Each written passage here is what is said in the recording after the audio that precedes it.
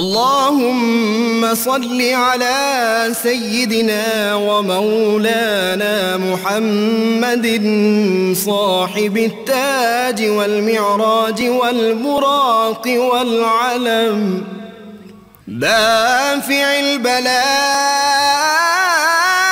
والوباء والقحط والمرض والألم، اسمه مكتوب مرفوع مشفوع منقوش في اللوح والقلم، سيد العرب والعجم، اسمه مقدس معطر مطهر منور في البيت والحرم، شمس الضحى بدر الدجى صدر العلا نور الهدى كهف الورى مصباح الظلم، جميل الشيم شفيع الأمم صاحب الجود والكرم، والله عاصمه وجبريل خادمه والبراك مركبه والمعراج سفره، وفوق سدرة المنتهى مقامه، وقاب قوسين مطلوبه والمطلوب مقصوده والمقصود موجود، سيد المرسلين خاتم النبيين شفيع المذنبين، أنيس الغريبين رحمة للعالمين، راحة العاشقين مراد المشتاقين، شمس العارفين سراج السالكين مصباح المقربين، محب الفقراء والغرباء واليتامى والمساكين، سيد الثقلين نبي الحرمين إمام القبلتين وسيلتنا في الدارين، صاحب قاب قوسين محبوب رب المشرقين ورب المغربين، جد الحسن والحسين مولانا ومولى الثقلين، سيدنا أبي القاسم محمد بن عبد الله، نور من نور الله، يا أيها المشتاقون بنور جماله، بلغ العلا بكماله، كشف الدجى بجماله، حصلت جميع خصاله، صلوا عليه وآله وأصحابه وسلموا تسليما.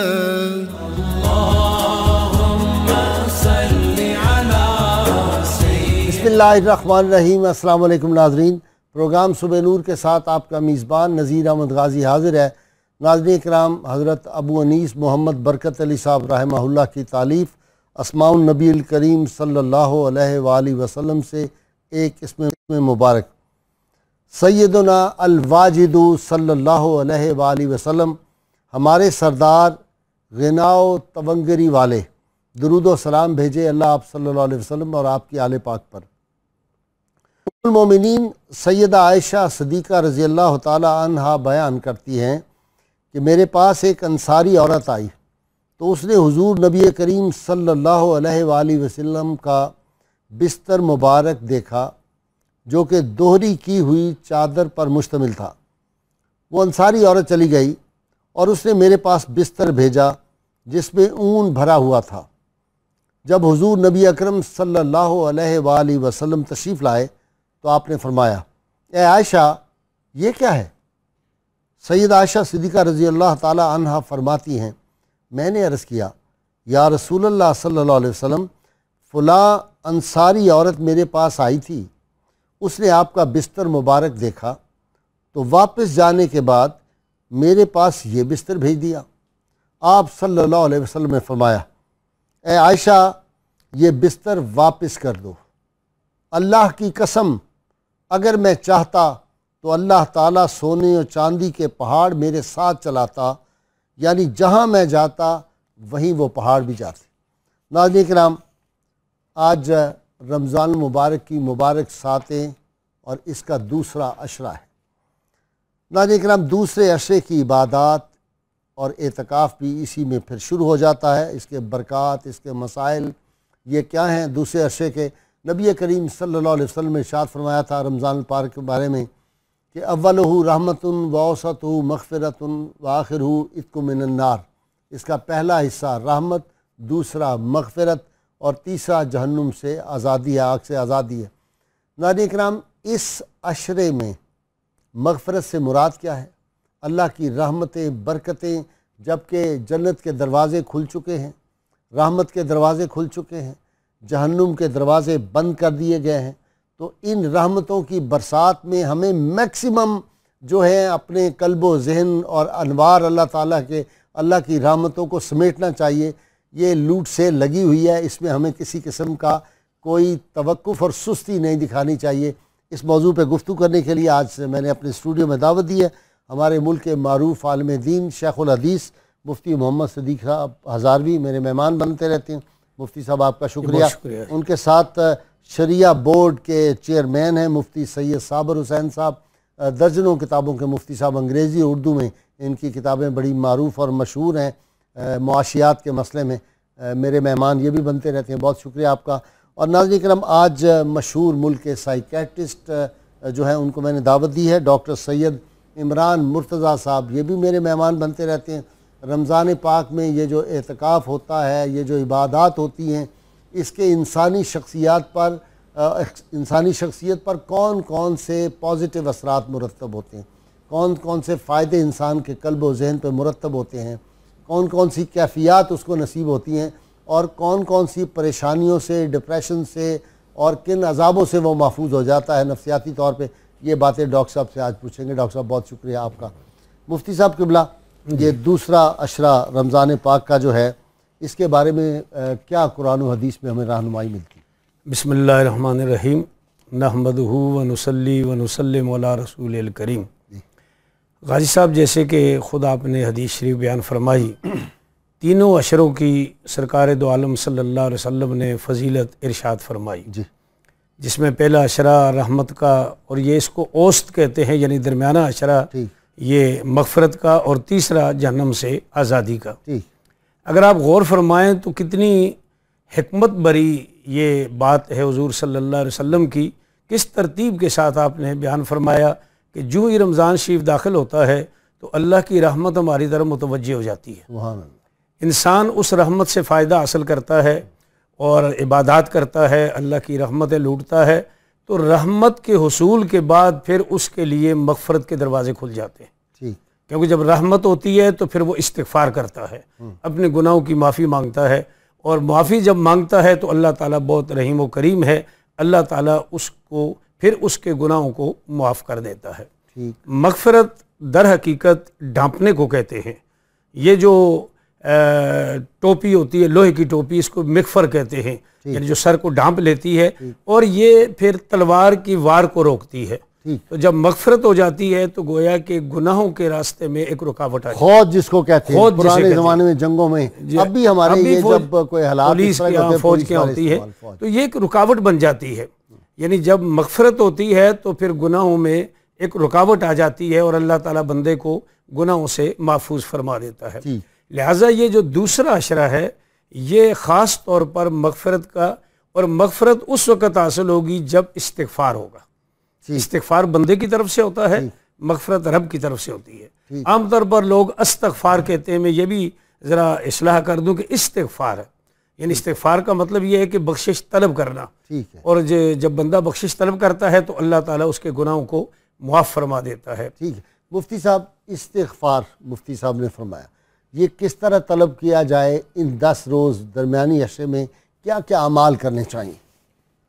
بسم اللہ الرحمن الرحیم، جیسا کہ حضرت نے بھی فرمایا کہ یہ ہم پر بہت بڑا کرم ہے اللہ تبارک و تعالیٰ کا کہ اس نے اس ماہ مبارک کو ہمیں عطا کیا، اور اس کے حوالے سے نبی کریم صلی اللہ تعالیٰ علیہ وسلم کی سنت کے ذریعے سے ہمیں تعلیمات بھی ارشاد فرما دی۔ یہ بہت اہم بات ہے کہ اللہ تعالیٰ نہ صرف ہمیں رحمت طلب کرنے، مغفرت طلب کرنے اور جہنم سے رہائی کا حکم دیتا ہے، بلکہ اس کا طریقہ کار بھی ہمیں بتاتا ہے کہ کس طریقہ کار کے مطابق ہم اللہ کی رحمت کو طلب کریں۔ نبی کریم صلی اللہ تعالیٰ علیہ وسلم نے ماہ مبارک میں جو پہلا عشرہ ہے جس کو رحمت قرار دیا گیا، اس میں ہمیں بتا دیا اپنی تعلیم کے ذریعے سے، اپنی سنت کے ذریعے سے کہ ہم اللہ کی بارگاہ میں رحمت کو کس طرح طلب کریں، اور آپ نے باقاعدہ وہ دعا بھی ہمیں سکھا دی امت کو کہ اسی طرح مغفرت کا بھی معاملہ ہے کہ مغفرت ہم نے طلب کرنی ہے اور اس کا طریقہ کار کیا ہونا چاہیے۔ تو نبی کریم صلی اللہ علیہ وسلم نے ارشاد فرمایا کہ آپ اس طرح اللہ کی بارگاہ میں مغفرت کو طلب کریں کہ استغفر اللہ ربی من کل ذنب، کہ اے اللہ و اتوب الیہ، کہ اللہ میں تیری بارگاہ سے مغفرت کو طلب کرتا ہوں اور تیری بارگاہ کی طرف رجوع کرتا ہوں۔ تو یہ دیکھیں، یہ اسلام کی بہت خاص بات ہے کہ ایک تو وہ کہتا ہے کہ طلب کرو، اور طلب کرنے کا طریقہ کار بھی ہمیں بتا دیتا ہے اپنے ماننے والوں کو کہ اس طرح طلب کرو۔ جہاں تک مغفرت کا تعلق ہے تو آپ دیکھیں کہ یہ اللہ تعالیٰ کی بہت بڑی نعمت ہے۔ ہمیں تو عام دنوں میں بھی کثرت سے اللہ کی بارگاہ سے مغفرت کو طلب کرنے کی ضرورت ہے، توبہ کرنی چاہیے۔ لیکن ماہ مبارک جیسا کہ آپ نے بتایا کہ لوٹ سیل ہے، یہاں پر ایک موسم بہار ہے نیکیوں کا، اور اس میں جو ہے اللہ تعالیٰ کی جو رحمت ہے وہ جوش میں ہوتی ہے، اور اپنے بندوں کی طرف رب کائنات بہت زیادہ اپنی شان اور عظمت کے مطابق متوجہ ہوتا ہے۔ تو ماہ مبارک میں خاص طور پر دوسرے عشرے میں ہمیں کثرت سے اللہ کے بارگاہ میں اس دعا کے ساتھ جو رسول اللہ صلی اللہ علیہ وسلم نے ہمیں سکھائی، ہمیں مغفرت طلب کرنی چاہیے۔ جی بہت شکریہ ڈاکٹر صاحب۔ یہ جو عبادت ہے اور روزہ ہے، نماز ہے، کثرت ہو جاتی ہے نا رمضان پاک میں، اس کے انسانی شخصیت پہ بھی کوئی اثرات مرتب ہوتے ہیں؟ بسم اللہ الرحمن الرحیم۔ سر بہت امپورٹنٹ کوشچن۔ دیکھیں، اللہ تعالیٰ کے جو بھی احکامات ہیں سر، اس میں انسان کے لیے بینیفٹس ہی بینیفٹس ہیں، فائدے ہی فائدے ہیں۔ سبحان اللہ۔ اور جو سب سے بڑا فائدہ رمضان کا ہے، انسانی جسم جو ہے نا سر، اس کو اوور ہال کرنے کا ایک موقع ملتا ہے۔ امیون سسٹم ہمارا جو ہے نا وہ اوور ہال ہو جاتا ہے سر، پورا مدافعتی نظام جو ہے، جو سب سے ضروری چیز ہے، جو ساری بیماریوں سے روکنے کے لیے ایک اللہ تعالیٰ کی طرف سے موجود ہے ہمارے جسم میں، وہ اوور آل ہو جاتا ہے۔ امیون سسٹم جو ہے سب سے بڑی بات ہے، یہ ایک سب سے امپورٹنٹ چیز ہے۔ دوسری چیز یہ ہے کہ سر جو daily routine of the life ہے، اس میں یہ ہمارے جسم کو موقع ہی نہیں ملتا کہ وہ اپنے آپ کو ایکٹیویٹ کر سکے، دوبارہ سے ایک نئے 11 مہینے گزارنے کا طریقہ اپنا سکے، تو وہ یہ ایک موقع اس میں ملتا ہے۔ ڈاکٹر اس کو کیا کہتے ہیں، وہ جو فاسد مادے ہوتے ہیں باڈی میں، کہتے ہیں یہ ٹاکسنز جو ہوتی ہیں سر، ٹاکسنز جو ہوتے ہیں سر، وہ آپ دیکھیں سر، جو سب سے امپورٹنٹ چیز میں آپ کو بتاتا چلوں، دیکھیں جو یہ کولیسٹرول لیول ہے ہمارا، جو ویٹ لاس ہے، یہ سب سے زیادہ فائدہ ہوتا ہے رمضان کے اندر، اگر ہم صحیح روزے کو کے حساب سے اس کو گزاریں۔ یہ نہیں ہے کہ افطار میں جناب دبا کے کھانا شروع کر دیا، سحری میں 4 پراٹھے کھائیں اور تاکہ وہ بھوکے رہیں گے، یہ ایک سائیکولوجیکل امپیکٹس ہے۔ اگر فرض کریں ہم صحیح پراپر رمضان کو، روزے کو اسی طرح گزاریں۔ ایک چھوٹی سی بات بتاؤں کہ ایک ریسرچ ہے، اسٹڈی ہے سر، کہ جو لوگ 17 رکعت عشاء کی نماز کھڑے ہو کے پڑھتے ہیں، وہ 3 کلومیٹر واک کے برابر ہے۔ یہ پوری دنیا جو ہے نا اس بات پہ بات کر رہی ہے کہ جناب آپ واک کریں، صحت مند رہیں گے، سائیکولوجیکلی طور پہ، فزیکلی طور پہ بھی، یعنی جسمانی طور پہ بھی اور ذہنی اعتبار سے بھی۔ لیکن ہمارے مذہب میں تو یہ چیزیں ان بلڈ ہیں، ہمارے مذہب میں تو یہ چیزیں موجود ہیں کہ اگر آپ 17 رکعت نماز، اچھا پھر آپ دیکھیے رمضان کی خوبصورتی کہ اگر آپ تراویح پڑھتے ہیں تو یہ تو 8 کلومیٹر واک کے برابر بن گئی بات۔ آپ کو تو ضرورت ہی نہیں ہے، مطلب یہ اتنی ہیلدی ایکسرسائز ہے، جسمانی عبادت ہے۔ اچھا سر، اس سے 4-5 لیٹسٹ یوگا ہے یہ لیٹسٹ، اچھا پوری یوگا تو پرانے 5,000 10,000 سال پرانے لیٹسٹ یوگا ہے، اور اس میں میڈیٹیشن کے لیے ساری دنیا میں کہا گیا ہے کہ نفسیاتی بیماریوں سے بچنے کے لیے میڈیٹیشن کریں۔ ہمارے پاس تو آپ کے سامنے تہجد، سبحان اللہ، اذکار، اعتکاف، صوفیاء کرام اذکار، نفی اسبات کا جو بالکل کرتے ہیں، سانس سے ذکر. بالکل سر. اور آپ کو میں مزے کی بات بتاؤں کہ جو میگرین، آدھے سر کا درد عموماً ہماری پاپولیشن میں ہے، کہتے ہیں کہ 1% پاپولیشن جو ہے افیکٹڈ ہے، وہ روزے کی وجہ سے وہ بیماری ختم ہو جاتی ہے. اچھا، ڈپریشن پہ بے تحاشا اس کا افیکٹ ہوتا ہے. دیکھیے جب آپ اللہ اور اس کے رسول کا نام لے رہے ہیں، پازیٹیو ایکٹیویٹی میں انوالو ہیں، تو آپ کے جسم سے پازیٹیو ریز نکل رہی ہیں جو چاروں طرف. آپ جا کے دیکھ لیجئے اعتکاف کے ماحول کے اندر، مسجد کے ماحول کے اندر ایک خوبصورتی، ایک سیرنٹی پھیلی ہوئی ہوتی ہے، پازیٹیو ریز نکل رہی ہوتی ہیں، معاف کرنے کی بات ہو رہی ہوتی ہے، معافی مانگ لینے کی بات ہو رہی ہوتی ہے، تو اس سے ایٹماسفیئر چینج ہوتا ہے. اچھا رمضان افطار میں آپ دیکھ لیجئے اور سحری میں آپ دیکھ لیجئے، جب ایک فیملی سسٹم ڈیولپ ہو رہا ہوتا ہے، فیملی آپس میں بیٹھ کے کھا رہی ہوتی ہے، ایک دوسرے کو کھانے پیش کیے جا رہے ہوتے ہیں، ایک دوسرے کا خیال کیا جا رہا ہوتا ہے، پازیٹیو ایکٹیویٹی بڑھ رہی ہوتی ہے، جسمانی طور پہ، نفسیاتی طور پہ، دونوں پازیٹیوٹی پہ ہو رہی ہوتی ہے. یعنی ہمارے مذہب میں ہم رمضان کے دوران جو ہے، اس سے اچھی بات انسانی جسم کے لیے ہوتی ہی کوئی نہیں ہے. کہ کسی اور مذہب کے اندر آپ دیکھ لیجئے کہ جتنی پازیٹیو بات ہے. اچھا یہ بھی نہیں منع کیا گیا کہ 24 گھنٹے بھوکے رہو، یعنی جسمانی حساب سے ریکوائرمنٹ بھی ڈیل کر دی گئی ہے کہ بھئی اتنا ڈیوریشن ہے اور اس کے بعد جانا دوبارہ آپ کھائیے. سبحان اللہ. مفتی صاحب قبلہ، اعتکاف جو ہے یہ 21 رمضان سے شروع ہوگا یا 20 کی شام سے؟ جی 21واں شروع ہو جاتا ہے، چونکہ رات پہلے ہوتی ہے ہمارے ہاں، دن بعد میں ہوتا ہے. 20واں روزہ جو ہے اس کے اثر کے بعد بیٹھ جانا چاہیے. اثر کے بعد بیٹھنا ہے، سورج غروب ہوتے ہی شروع ہو جائے گا. ٹھیک ہے، اسی لیے اثر کے وقت بیٹھنا ہے، کیونکہ سورج غروب ہونے کے بعد بیٹھیں گے تو پھر تو گویا کہ ہم نے کچھ وقت ضائع کر دیا. لہٰذا جب 20ویں تاریخ کا عصر کا وقت ہو تو اس وقت مسجد میں آ جائیں جہاں اعتکاف بیٹھنا ہے، اور پھر سورج غروب ہوتے ہی 21ویں تاریخ شروع ہو جائے گی، یہاں سے ہمارا اعتکاف شروع ہو جائے گا. جی اچھا، کرنا کیا چاہیے؟ اعتکاف کی بھی کوئی تیاری کرنی چاہیے؟ جی اعتکاف کے لیے اصل بنیادی چیز تو یہ ہے کہ وہ 10 دن یا 9 دن جو ہیں دنیا کے تمام علائق جو ہیں یا جو دنیا کے تعلقات ہیں ان سے کٹ کر کے ایک آدمی اللہ کے گھر میں بیٹھ جاتا ہے. موبائل رکھ لے اور ٹیلی ویژن رکھ لے چھوٹا سا اپنے پاس. اور میرے خیال میں اس کی ٹیلی ویژن کی ضرورت تو نہیں ہے غازی صاحب. اور یہ ایک خام خواہ کا ایک مسجد کے حوالے سے بھی بے حرمتی بھی میں سمجھتا ہوں. موبائل ضرورت کے تحت اس میں کوئی حرج نہیں. گھر والوں سے رابطہ کرنا ہے، کھانا نہیں پہنچا اور کچھ مسائل ہوتے ہیں، کیونکہ اعتکاف مسجد میں بیٹھنے کا نام ہے. باقی گھریلو مسائل پر آپ گفتگو کرتے ہیں، آگے عید آ رہی ہے، کوئی بچوں کے مسائل ہیں دوسرے تیسرے، شریعت اس سے منع نہیں کرتی. لیکن یہ جو آج منہ لپیٹ لیتے ہیں اور منہ پہ ٹیپ لگا لینی، یہ نہیں، بالکل مکروہ ہے. اچھا جی، ہاں بالکل مکروہ ہے. اسلام نے تو صرف مسجد میں بیٹھنے کا نام اعتکاف ہے. آپ کھلا منہ اپنا کھلا رکھیں، لوگوں سے باتیں کریں، دینی مسائل، ہاں گپے نہ ہوں لیکن دینی مسائل پر گفتگو ہو، سیرت کی کتابیں پڑھیں، حدیث پاک کی کتاب رکھ لیں، تفسیر قرآن پاک کی پڑھیں. اگر آپ عالم دین ہیں تو لوگوں کو مسائل بتائیں، درس دیں. تو اس میں یہ نہیں ہے، مختلف پابندیاں نہیں ہیں. پابندی صرف یہ کہ مسجد میں بیٹھنا ہے تاکہ وہ 10 دن یا 9 دن آپ کو ایک تزکیہ قلب ہو جائے اور ایک جلا ہو جائے آپ کی روحانیت کو. باقی یہ ساری چیزیں ہم نے اپنی طرف سے بنائی ہوئی ہیں. اچھا مفتی صاحب، نبی کریم صلی اللہ علیہ وسلم 20 دن کا اعتکاف بھی فرمایا ہے، صرف 10 دن کا ہی نہیں.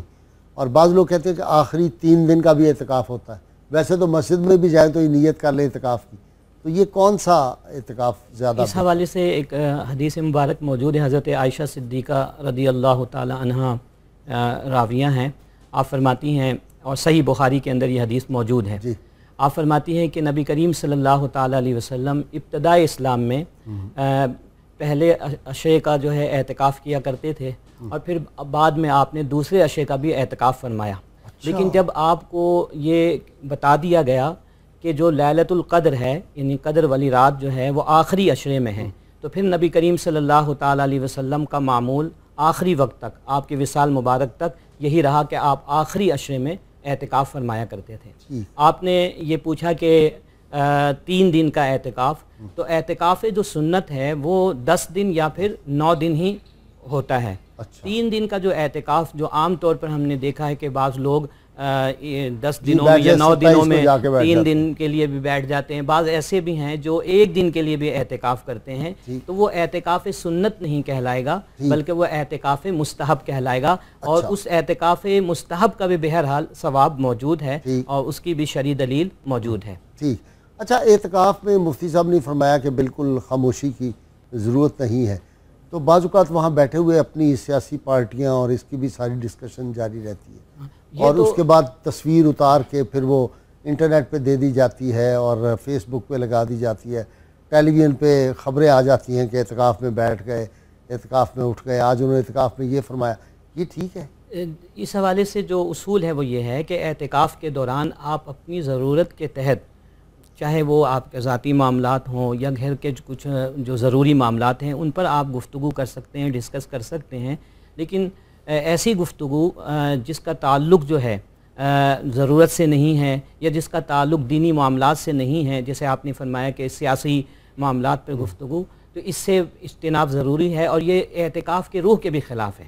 کیونکہ اعتکاف کا جو بنیادی مقصد ہے وہ یہ ہے کہ دنیاوی معاملات سے جو غیر ضروری دنیا سے کچھ دنوں کے لیے رشتہ توڑ کر اللہ تبارک و تعالیٰ کے ساتھ اپنے آپ کو جوڑ لینا اور وصال حق کے لیے کوششیں کرنا زیادہ سے زیادہ. لہٰذا ایسی گفتگو جو بے مقصد ہو وہ تو عام حالات میں بھی منع ہے, تو اعتکاف کے دوران تو بدرجہ اولا ہمیں اس سے اجتناب کرنا چاہیے. ہم ڈاکٹر صاحب ایکسکلوسیو بیٹھ گئے, تنہائی میں بیٹھ گئے, تو اس کا کیا فائدہ ہوگا؟ یہ تو اس بیماریوں کا باعث نہیں بن جائے گا, لوگ تنہائی کا شکار ہو جائیں گے. سر کنسنٹریشن جو ہے نا سب سے زیادہ اکیلے. اچھا. اور یہ تو ہر مذہب میں جو ہے نا میڈیٹیشن کے بارے میں اس کی امپورٹنس دی گئی ہیں, اور ایون یہ کہا جاتا ہے کہ جو مراقبہ ہے اس کی تو بہت زیادہ سائیکولوجیکلی طور پہ پازیٹیو افیکٹ آتا ہے باڈی پہ. اچھا میں چھوٹی سی آپ کو بات بتاؤں کہ جس اس بات کا مجھے میرے خیال سے آپ مفتی حضرات کو آپ کو زیادہ پتہ ہے کہ جس زمانے میں حضور پاک صلی اللہ علیہ وسلم مدینہ منورہ میں جلوہ افروز ہوئے تو ساری دنیا میں شور و غوغا مچ گیا. تو یہ یہودی حکیم بہت مشہور تھا سر, وہ وہاں پہ آیا کہ جی یہاں تو میری بڑے پیشنٹ مجھے ملیں گے اور میری بڑی ویلیو ہوگی. اچھا کئی مہینے تک تو وہ بیٹھا رہا, کوئی پیشنٹ اویلیبل نہیں تھا اس کے پاس. وہ حضور پاک صلی اللہ علیہ وسلم کے دربار میں حاضر ہوا اور ذکر کیا کہ جی میں تو یہاں پہ آیا تھا, تو میں سمجھتا تھا کہ بہت پیشنٹ مجھے ملیں گے. جو میں آپ کو بات بتاؤں تو حضور پاک صلی اللہ علیہ وسلم نے فرمایا کہ ہم کم کھاتے ہیں اور کم سوتے ہیں. تو یہ جو آپ والی بات ہے کہ مراقبہ اور نیند اور یہ ساری چیزیں آپ دیکھیں, رمضان کے وقت میں جب ہم کم سوتے ہیں تو اس کا افیکٹ جو ہے نا وہ باڈی پہ آتا ہے. اور جو سب سے بڑا فائدہ ہارٹ پہ پڑتا ہے, وہ یہ ہے کہ جو بیڈ کولیسٹرول ہے, جو خراب کولیسٹرول ہے جس کو LDL کہتے ہیں, وہ ریسرچ یہ کہتی ہے, اسٹڈیز یہ کہتی ہیں کہ 10% جو ہے نا اس میں فرق پیدا ہو جاتا ہے. اور یہ بڑا مشکل کام ہے اس کو کم کرنا. بہت لین تھن اور سمارٹ لوگوں کے اندر بھی بیڈ کولیسٹرول بہت زیادہ ہائی لیول پہ ہوتا ہے جس کا نقصان ہارٹ پہ پڑتا ہے. کنسنٹریشن کا فائدہ ہوتا ہے سر, یہ کنسنٹریشن کا بھی ہے, رمضان کا روزے رکھنے کا بھی ہے, اور اس پروسیس کا ہے جس سے وہ گزر رہے ہوتے ہیں. یعنی وقت پہ نماز پڑھنے جانا, 5 وقت کے لیے مسجد جانا. خلوت نشینی کا کہہ رہا ہوں, 10 دن دیکھیں نا آپ سب سے کٹ گئے, مسجد میں جا کے بیٹھ گئے, اور مسجد میں بعض کا وہ کپڑے لٹکائے ہوتے ہیں. سب سے زیادہ سر جو افیکٹ آ رہا ہوتا ہے نا, دیکھیں دنیاوی کاموں سے آپ دور ہو جاتے ہیں. آپ کبھی ڈاکٹر صاحب مجھے بریک لینی ہے, بریک کے بعد ہماری گفتگو جاری رہے گی. ناظرین کرام, مختصر سی بریک, اور رمضان پاک کی وہ یہ اہم باتیں ہیں جن کا بعض اوقات ہمیں معلوم نہیں ہوتا, اور یہ جاننا ضروری ہے, اور آگے اعتکاف میں آپ لوگوں نے جانا ہے, اس لیے ہمارے ساتھ رہیے.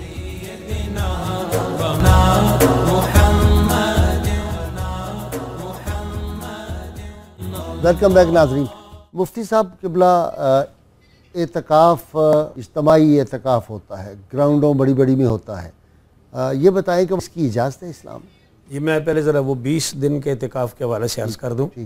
اس میں 2 صورتیں تھیں. ایک تو وہی جو 2 عشرے حضور نے اعتکاف فرمایا جس طرح شاہ صاحب نے فرمایا, اور اس کے بعد ترکی چمڑے کا خیمہ تھا, اس سے حضور علیہ السلام نے اپنے سر انور کو باہر نکال کر فرمایا کہ میں نے لیلۃ القدر کی تلاش میں پہلا عشرہ اعتکاف کیا, مجھے نہیں ملی, پھر دوسرا عشرہ کیا, نہیں ملی, اور مجھے بتایا گیا کہ یہ آخری عشرے میں ہے. ایک تو یہ 20 دن تھے. دوسرا یہ ہے کہ آخری سال جو تھا آپ کے وصال سے پہلے, اس وقت آپ نے 20 دن کا اعتکاف فرمایا, اور جو قرآن پاک کا دور جبرائیل امین کے ساتھ آپ کرتے تھے وہ بھی 2 مرتبہ کیا, 2 دفعہ, جس میں یعنی یہ واضح ہو گیا کہ حضور علیہ السلام کو بتا دیا گیا تھا کہ آپ اب ظاہری زندگی سے پردہ فرمانے والے. مجھے تو یہ خیال ہوتا ہے کہ حضور صلی اللہ علیہ وسلم کو پتا تھا پہلے دن سے. وہ تو ظاہر بات ہے رب کے بتانے سے پتا تھا نا جی. وہ دیکھیں نا اللہ تعالیٰ نے اپنے محبوب صلی اللہ علیہ وسلم کو تو سب چیزیں بتا دی ہوئی تھی. نبی کریم صلی اللہ علیہ وسلم کو اپنے صحابہ کا تو پتا تھا یہ جا کے فلاں جگہ شہید ہوگا, یہ بستر پہ فوت ہوگا, یہ نہیں شہید ہوگا, باوجود کہ یہ اتنی جنگوں میں جائے گا, یہ سیف اللہ ہی رہے گا, اللہ کی تلوار یہ نہیں ٹوٹے. تو اپنے بارے میں نہیں حضور صلی اللہ علیہ وسلم کو پتا ہوگا. سب کچھ پتا. میرا تو یقین یہ ہے, مجھے نہیں پتا شرعی طور پہ یہ معاملات کیا ہیں, میں تو عشق کی حدود والا بندہ ہوں. مجھے یقین کامل ایمان ہے کہ نبی کریم صلی اللہ علیہ وسلم کو اپنے وصال پاک کا, تاریخ کا, ڈیٹ کا, لمحات کا, ہر چیز کا علم تھا. جنت میں آپ صلی اللہ علیہ وسلم جس گھر میں تشریف فرما ہے, رونق افروز ہیں, وہ بھی پتا تھا, ہر شے کا پتہ. دیکھیں غازی صاحب, حضور علیہ السلام عام طور پر بات قطعی طور پر نہیں فرماتے تھے. صحیح. حضور نے آخری سال فرمایا کہ اگر آئندہ سال میں زندہ رہا تو 10 محرم کے ساتھ 9 کا بھی روزہ رکھوں گا. حضور نے اشارہ تو دے دیا. اشارہ دے دیا. اچھا, تو بہرحال وہ جو اعتکاف کی بات آپ نے فرمائی, تو اعتکاف کے لیے, مردوں کے اعتکاف کے لیے ضروری ہے کہ وہ ایسی مسجد میں ہو جہاں با جماعت نماز ہوتی ہو. ٹھیک. مسجد اس کے لیے شرط ہے. ٹھیک. مسجد کی جو حدود ہیں, اس کا سین ہے, اس کا برآمدہ ہے, یہ تو اس میں شامل ہوگا. لیکن جب اس سے باہر آگے کوئی پارک ہے, وہاں خیمے لگا کر کے اعتکاف, یہ شرعی اعتکاف نہیں ہے. ٹھیک. اعتکاف دوسرا پھر جو خواتین کا اعتکاف تو گھر کے اندر, اور حتیٰ کہ نماز کا بھی جو بالکل پردے کی جگہ ہے, یعنی ایک کمرے سے بھی اندر کمرہ, اس سے بھی اندر کمرہ, جہاں زیادہ پردہ ہے عورتوں کے لیے, اس کا حکم دیا گیا ہے. تو چاہے جائے کہ عورتیں اپنا شہر چھوڑ کر, اپنا گاؤں چھوڑ کر دوسرے علاقے میں جائیں. ایک تو سفر کے لیے شرط ہے کہ محرم ساتھ ہونا چاہیے. 3 دن کی مسافت, اور بعض روایات میں 1 دن کی مسافت خاتون اکیلی سفر نہیں کر سکتی. پھر جو 10 دن وہاں رہنا ہے تو ظاہر بات ہے کہ ان کے ساتھ کوئی ان کا محرم نہیں ہوگا, وہ ایک الگ گناہ ہے. اور گھر سے باہر جا کر اعتکاف کرنا ویسے شریعت کے خلاف ہے عورت کے, لہٰذا یہ چیز جو ہے یہ شریعت کے حساب سے. صاحب, یہ جو بات مفتی صاحب فرما رہے ہیں, آپ بھی اس سے اتفاق کرتے ہیں؟ بالکل اتفاق کرتا ہوں, کیونکہ شرعی مسئلہ یہی ہے. فقہاء کرام نے بالکل واضح طور پر لکھا ہے کہ جو عورتیں ہیں, خواتین ہیں, وہ مسجد بیت میں اعتکاف کریں.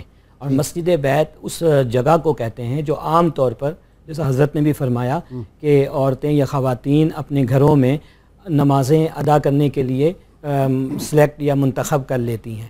یہاں تک کہ فقہا نے لکھا کہ اگر کوئی ایسی خاتون ہے کہ جس نے پہلے اپنے لیے مسجد بیت کا انتخاب نہیں کیا ہوا اپنے گھر میں, تو اعتکاف سے پہلے کسی جگہ کو وہ مسجد بیت قرار دیں اور پھر اس جگہ اعتکاف کرے, اور وہی جگہ اس کے لیے جائے اعتکاف کہلائے گی. اچھا بالفرض ایک مسجد ہے جس میں اوپر والا پورشن ہو, اور وہ کہیں یہ خواتین کے لیے ہم نے مختص کر دیا ہے کہ یہ یہاں پہ اعتکاف کیا کریں گے, مرد نیچے والے پورشن میں, پھر بھی جائز نہیں؟ پھر بھی نہیں, جو فقہا نے فرمایا ہے اس کے جی بس ٹھیک ہے. پھر تو جو فرما دیا یہ فائنل ہے, مسجد گھر میں ہی وہ گھر میں اس کا اعتکاف ہوگا, گھر سے باہر نہیں ہوگا. اور محرم کے ساتھ باہر, ویسے اعتکاف کو چھوڑ کے باہر بھی عام حالات میں بھی, عام حالات میں بھی محرم کے ساتھ, جہاں مجبوری ہو وہاں تو پھر ایکسیپشن ہے.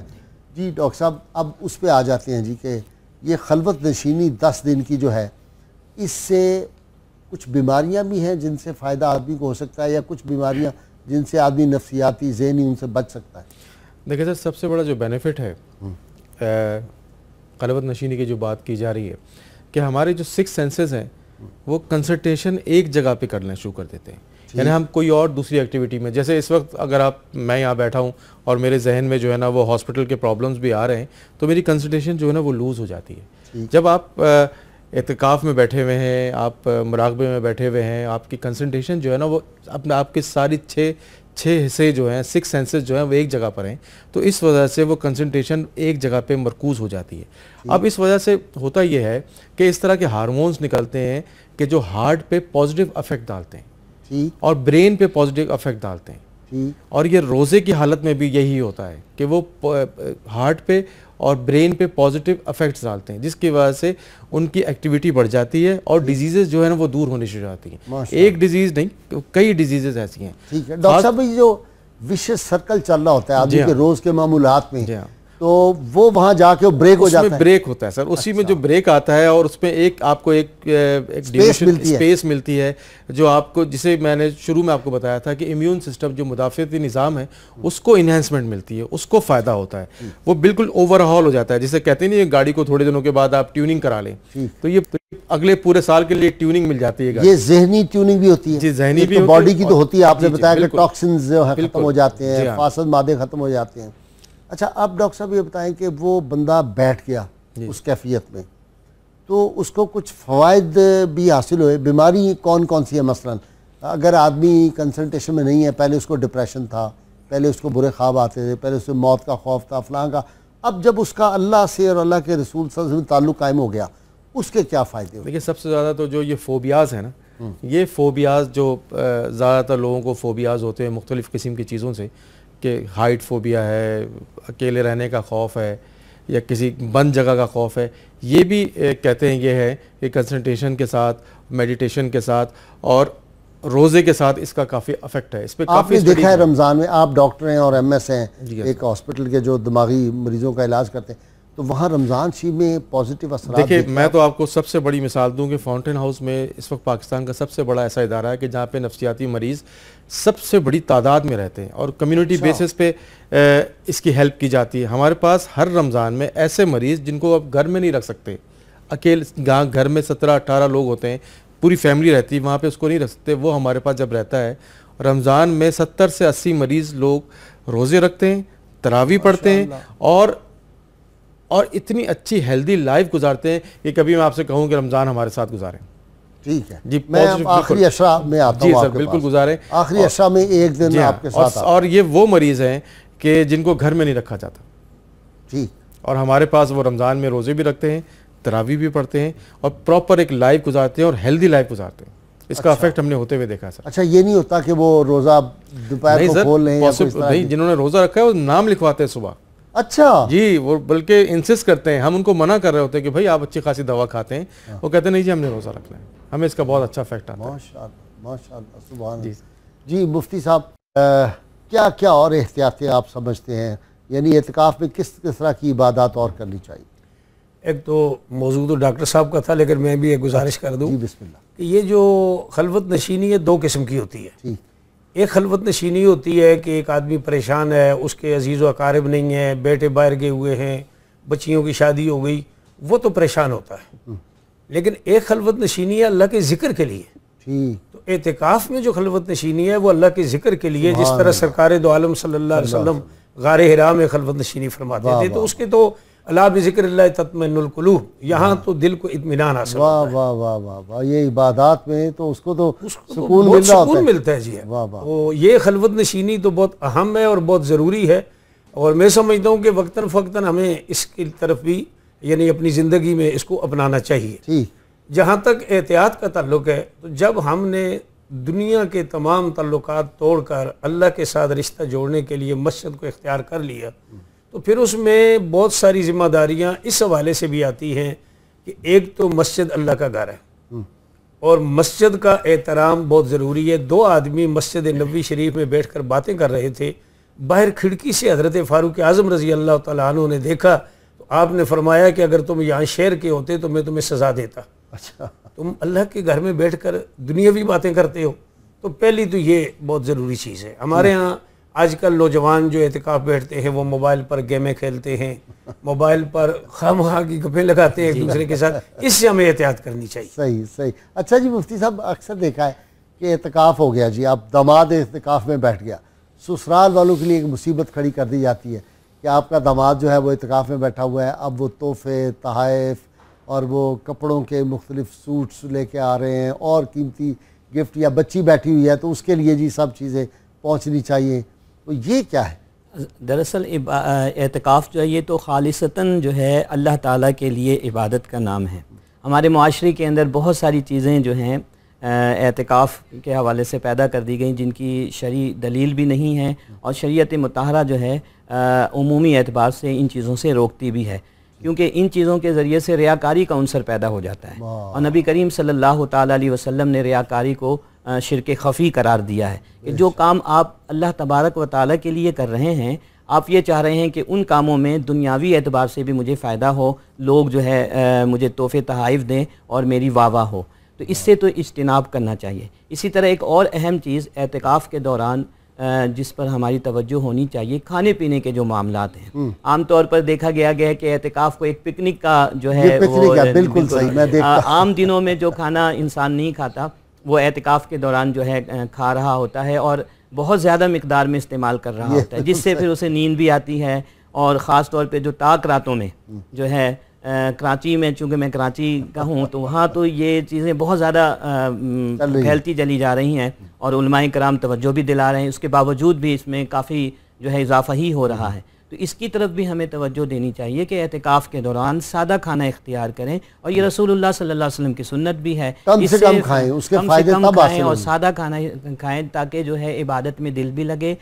خاص طور پہ تاک راتوں میں وہ جو دعا حضرت عائشہ صدیقہ رضی اللہ تعالیٰ عنہ سے ایک روایت کردہ حدیث میں موجود ہے کہ جس میں آپ صلی اللہ علیہ وسلم نے فرمایا کہ اس طرح اللہ کی بارگاہ میں دعا کرو، اللہم انک عفو تحب العفو فاعف عنی۔ اس دعا کو بھی خاص طور پہ تاک راتوں میں جو معتکفین ہیں وہ کثرت سے دہرائے پڑھیں اور اللہ کی بارگاہ میں جو ہے پیش کریں، تو یقینی طور پر اس کے فوائد آئیں گے۔ اعتکاف ٹوٹ بھی جاتا ہے کسی طرح؟ یقینی طور پر کہ دو قسم کی جو ضرورتیں ہیں، ایک طبعی ضرورت اور ایک جو ہے شرعی ضرورت۔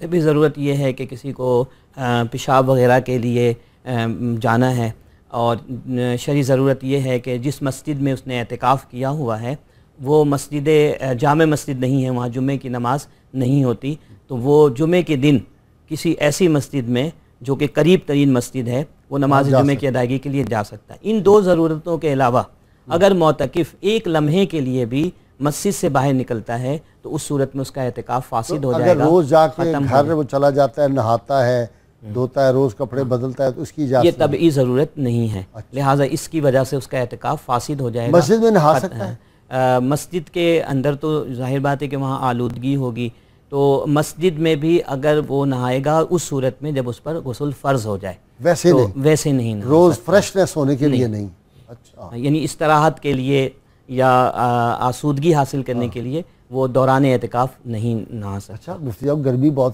شدید ہے جی، بڑی آج کل اتنی گرمی ہے، تو یہ نہانے پہ بھی آپ نے پابندی لگا دی؟ اس کا ایک طریقہ علماء نے بتایا ہے اچھا، کہ مثلا اگر کوئی بہت بڑا ٹپ ہو اس مسجد کے اندر جس کے اندر وہ غسل کرے اور چھینٹے اس کے مسجد میں نہ پڑیں، کیونکہ اصل چیز باہر نکلنا ہے، منع جو ہے وہ غسل منع نہیں ہے، منع ہے مسجد سے باہر نکلنا، اور یہ چونکہ حاجت طبی میں نہیں آتی اور لہٰذا اس کے لیے باہر نہیں نکل سکتا۔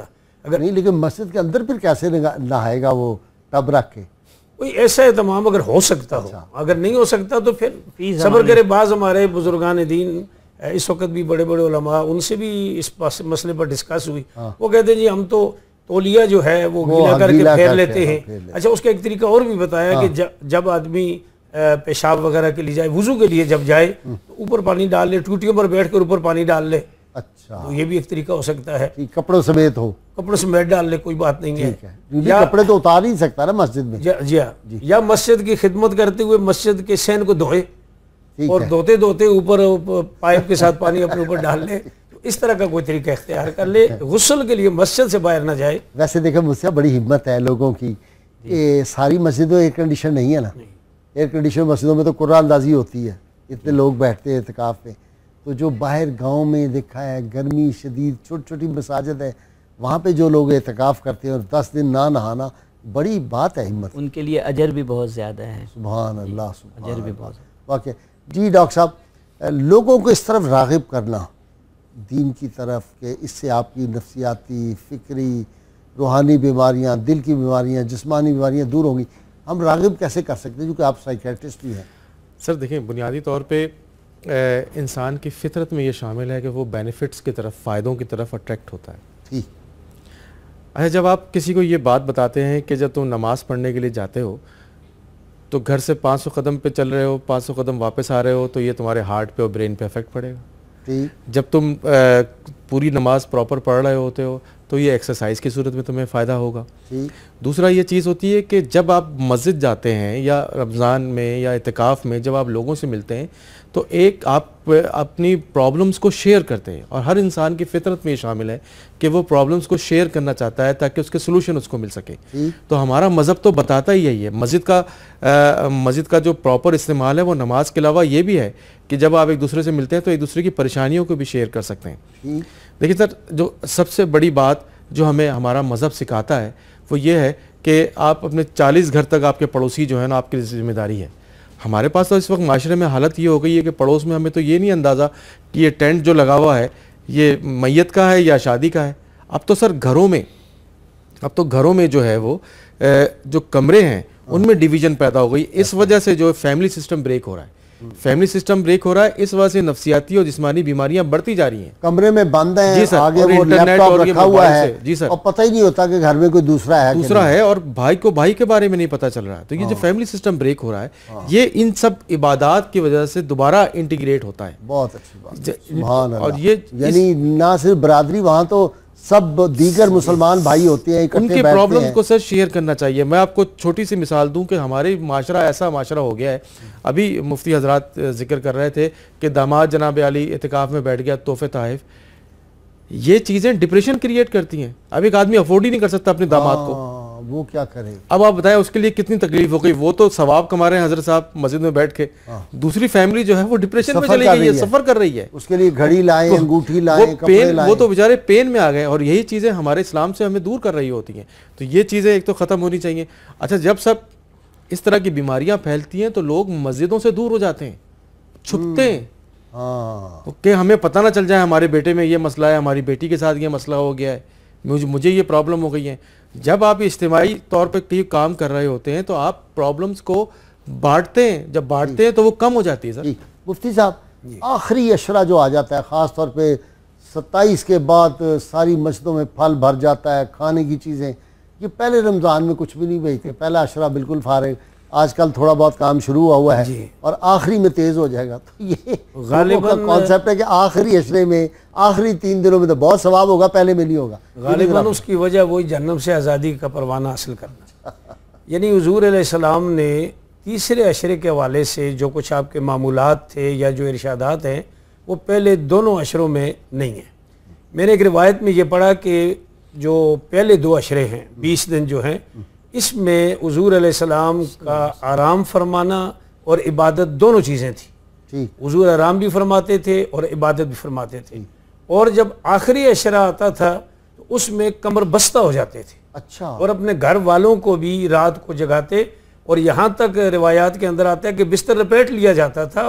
उन दिनों में हुजूर आराम फरमाते ही नहीं थे। नहीं, ये जो इत्तिकाफ वो शाम को होती है ना अफ्तारी के लिए, मैं उसके लिए कह रहा हूँ कि आखिरी अशरे में तो भर जाती है मस्जिदें, और पहले 10 दिन में कोई लिफ्ट नहीं, दूसरे में भी बहुत कम रहता है। वो शायद तो पूरे रमज़ान में एक ही जैसा सवाब मिलता है। नहीं, सवाब तो जाहिर बात है कि एक जैसा ही मिलता है, चूँकि रमज़ान मुबारक की तो बरक़ात हर एतबार से वो बराबर है। यानी पहली रमज़ान को भी रोज़ा किसी का अफ्तार कराएं उतना ही सवाब मिलेगा, 27 को आखिरी मिलेगा। ये बड़ा ज़रूरी है। ये सारी चीज़ें हमने खुद बनाई हुई, यानी इनका शरीयत से ताल्लुक नहीं, न सुन्नत रसूल सल्लल्लाहु अलैहि वसल्लम से ताल्लुक। लेकिन हुजूर सल्लल्लाहु ताला अलैहि वसल्लम तो खजूर से इफ्तार फरमा देते, या पानी के गोंड से इफ्तार फरमा देते, और या दूध के गोंड से इफ्तार। अच्छा मुफ्ती साहब, रमज़ान शरीफ में ना आपसे पूछ रहा हूँ, बरकतें बहुत लोग कहते हैं कि कारोबार में बड़ी बरकत हो गई है तो चीज़ें महंगी कर देते हैं। मुझे इतनी शर्म आई, वो कहते हैं कि किसी जो था ईसाई गरीब मजदूर था तो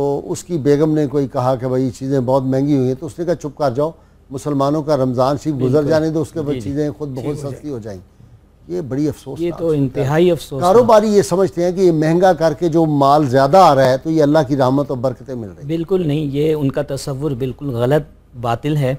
बल्कि मैंने लास्ट ईयर कराची में एक हिंदू के बारे में, जो कि बिजनेसमैन है, ताजिर है, और उसका सुपर स्टोर है, उसके बारे में मैंने सुना कि माह रमज़ानुल मुबारक में मुझे याद नहीं आता कि 10% या 20% वो डिस्काउंट कर देता है। ठीक, ये तो मैंने लंदन में खुद देखा है। मैंने कुछ साल पहले लंदन में रमज़ान गुजारा था पूरा, मेरा बेटा वहाँ था बैरिस्टर, तो वहाँ उन्होंने बड़े बड़े स्टोर जो यहूदियों के थे, ईसाइयों को, उन्होंने सस्ती कर दी थी चीज़, तो वो एक जेन्युइन सस्ती। हमारे वाला 2 नंबर काम नहीं, उस पर भी उसे मुनाफा हो रहा है, प्रॉफिट हो रहा है बकौल उसके। جبکہ ہمارے یہاں المیہ یہ ہے کہ مسلمان ان کو تو فیسیلیٹیٹ کرنا چاہیے اپنے دوسرے مسلمان بھائیوں کو ماہ رمضان المبارک میں، اور منافع جو پہلے وہ لے رہے تھے اس میں کمی کرنی چاہیے.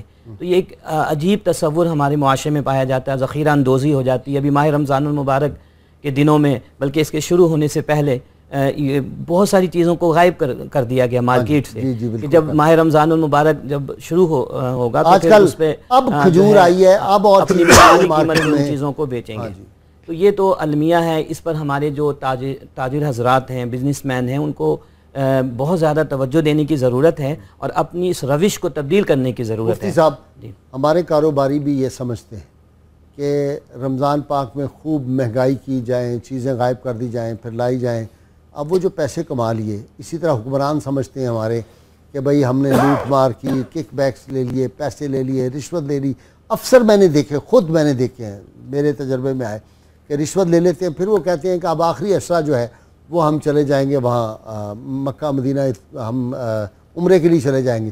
تو وہ کہتے ہیں کہ سب معاملات دھل جاتے ہیں. بالکل ایسا نہیں ہے. قرآن مجید میں اس کا واضح طور پہ جواب موجود ہے. اچھا. اللہ تعالیٰ نے ارشاد فرمایا کہ یا ایھا الذین آمنوا انفقوا من طیبات ما کسبتم، کہ اے ایمان والو تم اپنے اس مال میں سے اللہ کی راہ میں خرچ کرو جو تم طیبات، پاکیزہ طریقے سے تم نے حاصل کیا ہے وہ مال. نہیں مطلب پیسے جب رشوت لی تو مسجد میں لے لی اور باوضو تھے، نماز پڑھ کے ان سے کہا کہ آپ بھی آ جانا مسجد میں، یا میں نماز پڑھ کے آؤں گا، باوضو حالت میں پیسے لے لوں گا، وہ تو پھر نہیں. یہ تو شرعاً جائز نہیں ہے. رشوت تو رشوت ہے، چاہے آپ باوضو لیں یا بے وضو لیں، دونوں صورتوں میں اس کا بلکہ باوضو لینا ہمارے فقہا نے تو یہاں تک اس میں تو ایمان کے جانے کا بھی خدشہ موجود ہے. اچھا. کہ اس قدر یعنی ایک حرام چیز جس کو نبی کریم صلی اللہ علیہ وسلم نے منع فرمایا. اب عمرے پہ جا کے تو وہ ٹھیک ہو جائے گا. نہیں نا، جو چیز حرام ہے وہ ہر صورت میں حرام ہے. تو ذخیرہ اندوزی کے حوالے سے ایک حدیث مبارک ہے، وہ میں پیش کر دوں کہ نبی کریم صلی اللہ علیہ وسلم نے ارشاد فرمایا کہ المحتکر ملعون، کہ جو ذخیرہ اندوزی کرتا ہے وہ ملعون ہے، اس پر لعنت ہے. لہٰذا اب جو بھی اس کی آمدنی ہوگی وہ لعنت شدہ آمدنی ہوگی، اس میں برکت کبھی ہو نہیں سکتی. مفتی صاحب بہت شکریہ آپ کا، مفتی صاحب آپ کا بھی بہت شکریہ، ڈاکٹر صاحب آپ کا شکریہ. ناظرین کرام، کتاب الشفاء سے نسخے کا وقت ہو گیا. گھریلو نفرتیں، اختلافات، مس انڈرسٹینڈنگز ہو جاتی ہیں اور بڑی مصائب پیدا ہو جاتے ہیں. تو اگر اس طرح کی صورتحال ہو تو گھریلو ناچاکی کو صلح و محبت میں تبدیل کرنے کے لیے سورہ ممتحنہ کی آیت نمبر 7 جو ہے وہ اگر پڑھ کر بسم اللہ الرحمن الرحیم عسى الله ان يجعل بينكم وبين الذين عاديتم منهم مودة والله قدیر واللہ غفور الرحیم پڑھ کر 1100 بار چینی پر دم کریں اور چینی کے برتن میں وہ چینی ملا دیں. جو استعمال کرتا جائے گا وہ اس کے دل سے کدورت، نفرت، بیزاری اور تلخی جو ہے وہ مٹتی چلی جائے گی اور اس کی جگہ محبت، الفت اور ہمدردی لے لے گی. ناظرین ہم یوں بھی ہو سکتا ہے کہ جو کے وقت آپ استعمال کرتے ہیں اس کو پڑھ کر وہ جو شربت استعمال کریں یا کوئی جوس استعمال کریں یا کوئی اور چیز استعمال کریں، دودھ، اس میں بھی یہ میٹھا جو ہے وہ استعمال کیا جا سکتا ہے. شرط یہ اول و آخر 11 مرتبہ کوئی بھی درود پاک جو پڑھ لیں. سیدنا علی المرتضیٰ شیر خدا کرم اللہ وجہہ کا قول مبارک ہے، آپ فرماتے ہیں کہ تو کریم سے نیکی کرے گا تو وہ اور جھک جائے گا، لئیم سے نیکی کرے گا وہ سرکش ہو جائے گا. تو نیکی جب تم کرو تو دیکھ کے کریموں سے زیادہ نیکی کیا کرو، اچھے لوگوں سے دوستی بناؤ، اچھے لوگوں سے تعلقات بناؤ. اللہ کریم سے دعا ہے کہ اللہ کریم ہمیں رمضان پاک کی برکتوں سے بہرہوار فرمائے، ہمارے گھروں میں اللہ تعالیٰ کی رحمتوں کا نزول ہو، ہمیں رزق حلال کمانے اور رزق حلال اپنے گھر والوں کو کھلانے کی اللہ تعالیٰ توفیق عطا فرمائے. اور ناظرین کرام، رمضان پاک کے مقدس ایام ہیں، ہر روز دعا کریں یا اللہ ہمیں دیانتدار حکمران عطا فرما، یا اللہ ہمیں حضور صلی اللہ علیہ وسلم کے سچے غلام اور عاشق حکمران عطا فرما، اور اللہ کریم ہماری لوٹیروں سے جان چھڑا. اللہ کریم آپ کا حامی و ناصر ہو. کل تک کے لیے اپنے میزبان نذیر احمد غازی کو اجازت دیجیے، کل آپ سے صبح ملاقات.